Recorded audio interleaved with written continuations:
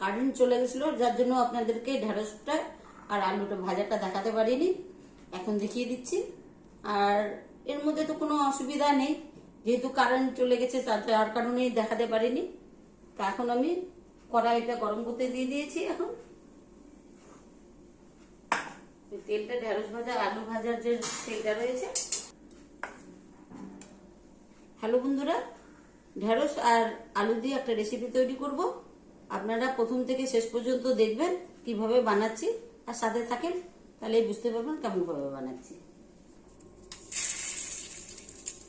তেজপাতা, শুকনো লঙ্কা তেলে ছেড়ে দিয়েছি। এখন কালো জিরাটাও দিয়ে দিলাম।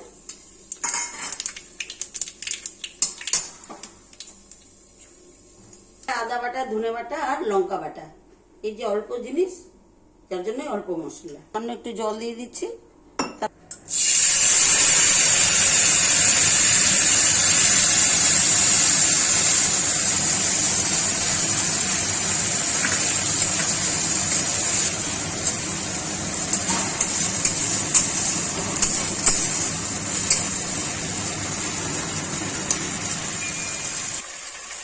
অল্প করে হলুদ দিয়ে দিচ্ছি। আলুর মধ্যে একটু লবণ দেওয়া ছিল, যার জন্য এখন অল্প করে লবণ দেবো, না হলে বেশি লবণ।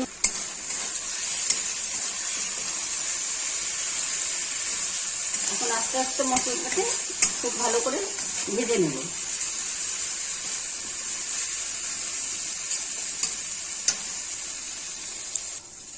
মশলাটা খুব সুন্দর করে ভাজা হয়ে এসছে। মশলার যে একটা কাঁচা গন্ধ সেটা চলে গেছে, চারিদিকে তেল বেরোচ্ছে।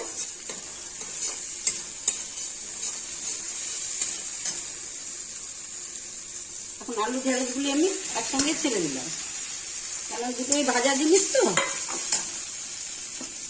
আর অল্প করে জল দিয়ে এটাকে সব সুন্দর মশলাটাকে আলু আর ঢেঁড়সের মধ্যে মানে সুন্দর করে লেগে যায়।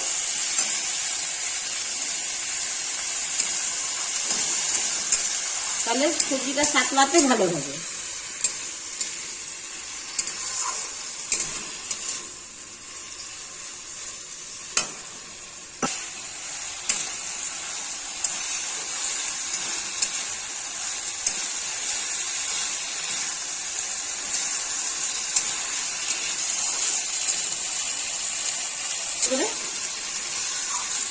দেখতেই পাচ্ছেন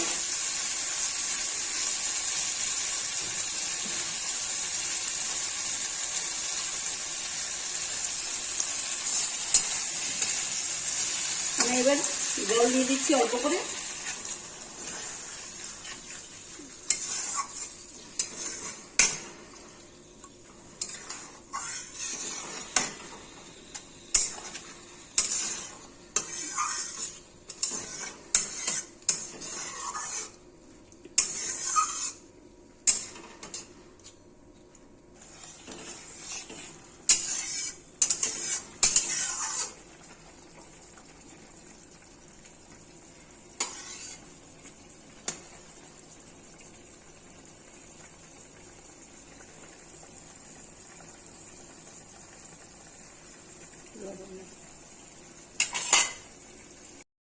হ্যালো বন্ধুরা, দেখুন খুব সুন্দরভাবে তরকারিটা রান্না করা হয়ে গেছে।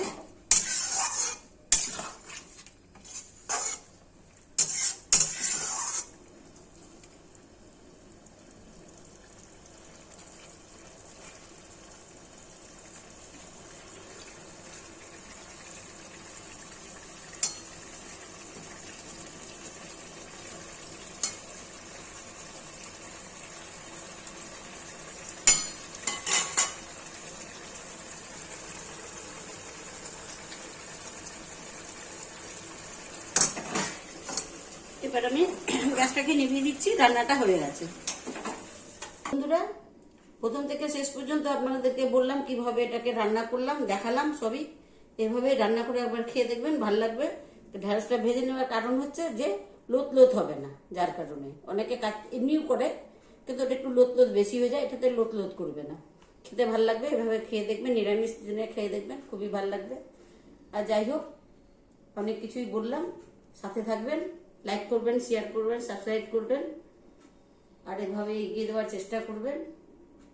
এতটুকুনি বলার ছিল। নমস্কার।